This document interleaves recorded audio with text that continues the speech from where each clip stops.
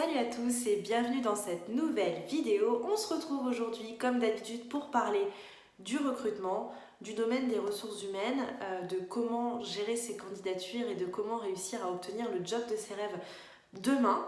Aujourd'hui, je voulais parler d'un sujet qui s'appelle la lettre de motivation. C'est un sujet dont j'entends énormément parler, pour lequel on fait énormément de messages et sur lequel j'échange énormément parce que j'ai aujourd'hui un avis très prononcé sur cette fameuse lettre de motivation que tous les recruteurs vous demandent ou que quasiment tous les recruteurs demandent aujourd'hui dans une candidature.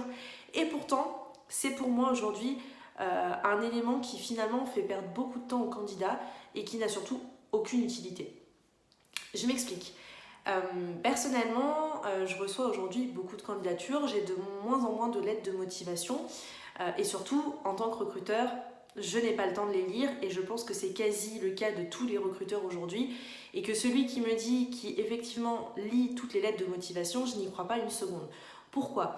Parce qu'aujourd'hui, on ne trouve pas forcément ce qu'on cherche dans une lettre de motivation parce que la lettre de motivation a tellement été copiée, recopiée, on a tellement été chercher de modèles sur internet pour les rédiger qu'aujourd'hui finalement on a souvent des lettres qui sont quasiment les mêmes et pour lesquelles les candidats finalement ne prennent pas le temps de se poser 1 heure, 2 heures pour réfléchir à quelles sont vraiment ces réelles motivations pour postuler à tel ou tel job.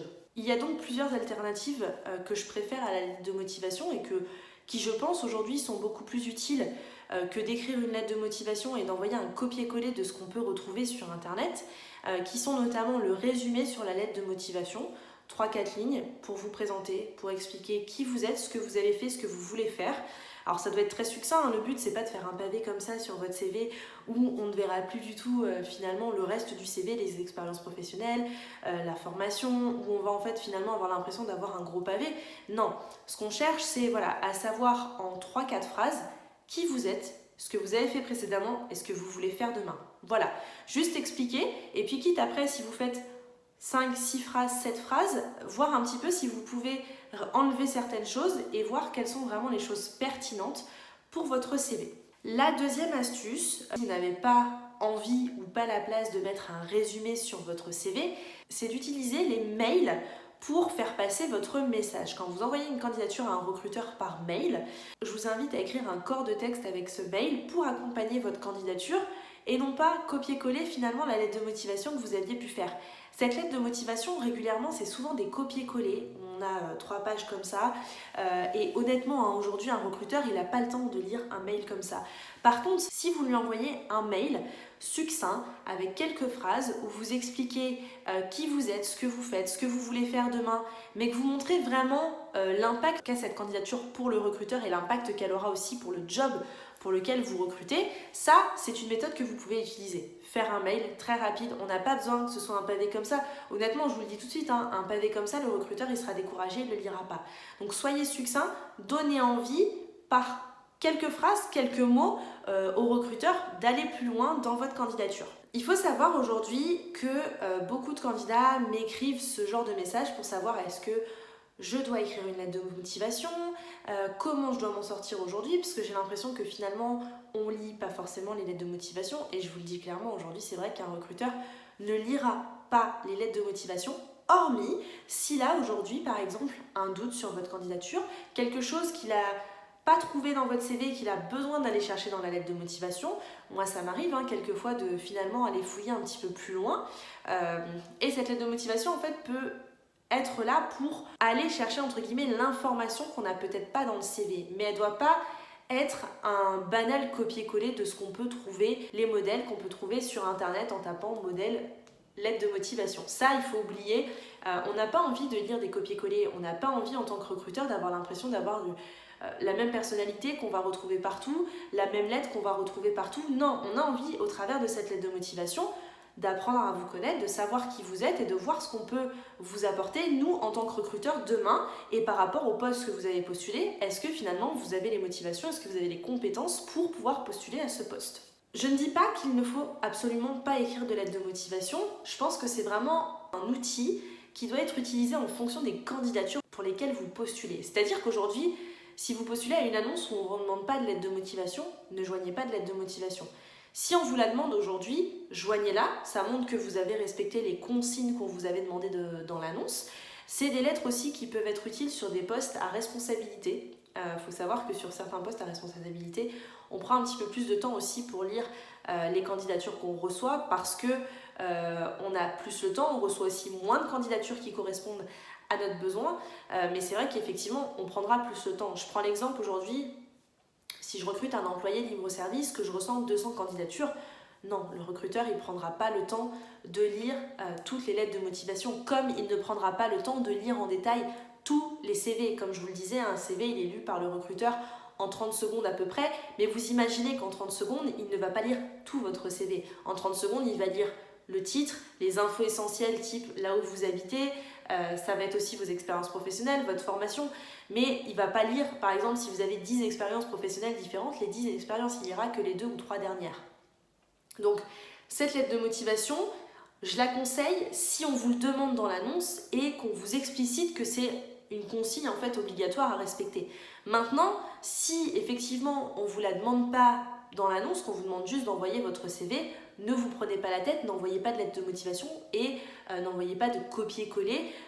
Optez plutôt pour un mail d'accompagnement à votre candidature si vous envoyez votre candidature par mail. Si vous passez par des plateformes comme Pôle emploi, comme l'APEC ou encore comme Indeed, vous pouvez aussi ajouter des petits messages. C'est quand même plus sympa que quand on reçoit un message sur Indeed avec juste un mail et on sait qu'en fait la personne elle s'amusait à faire du copier-coller toute la journée et à juste cliquer sur postuler, postuler, postuler, postuler et qu'elle s'en est un petit peu fichue complètement en fait d'envoyer sa candidature. Elle l'a envoyée parce qu'elle était dans un process d'envoi de masse et parfois il vaut peut-être mieux effectivement ajouter un copier-coller en message à ce mail, mais envoyez juste un mail comme ça, votre candidature par exemple sur Indeed, ça m'arrive énormément, envoyez juste votre candidature sur Indeed sans message d'accompagnement, ça c'est une preuve que vous avez postulé mais que vous n'êtes pas motivé parce qu'aujourd'hui vous avez postulé au hasard. Vous avez envoyé votre candidature pour envoyer votre candidature et parce que vous êtes amusé toute la matinée à cliquer sur postuler.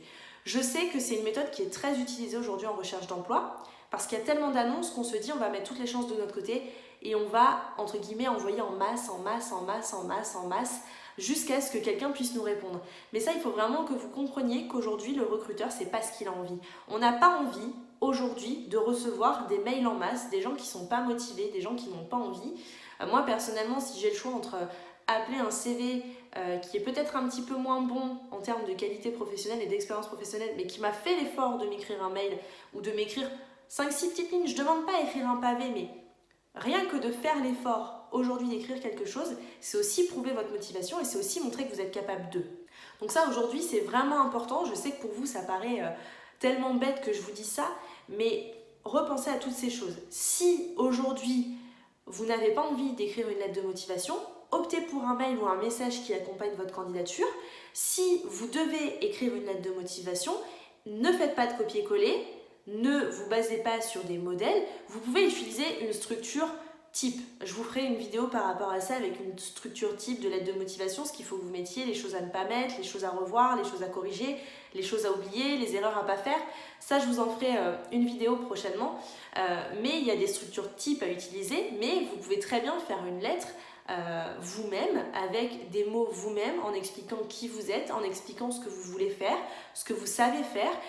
Si vous êtes capable de le faire à l'oral, pourquoi vous ne seriez pas capable de le faire à l'écrit dans une lettre de motivation et pourquoi vous auriez besoin d'un modèle? Si vous êtes capable de vous vendre tout seul à l'oral, vous êtes capable aussi de vous vendre tout seul à l'écrit. Même si l'écrit c'est un peu plus compliqué pour certaines personnes, on peut tout à fait se faire accompagner, on peut tout à fait se faire relire par des gens. Ça c'est quelque chose qui aujourd'hui est faisable. Si vous êtes un petit peu moins doué en écriture, vous pouvez très bien écrire les grandes lignes et faire relire par quelqu'un d'autre qui s'y connaît un petit peu plus dans vos proches, dans vos amis, dans votre famille, qui pourrait vous aider. Donc ne vous braquez pas à vous dire oui mais moi je suis un peu moins fort à l'écrit donc je sais pas trop faire une lettre de motivation, je vais faire un copier-coller. Non, oubliez les copier-coller. Vraiment, je vous le dis tout de suite, ça vous apportera aucune valeur ajoutée et puis finalement de toute façon on va dire 3-4 lignes et on va se rendre compte que c'est un copier-coller et qu'on n'en a pas envie.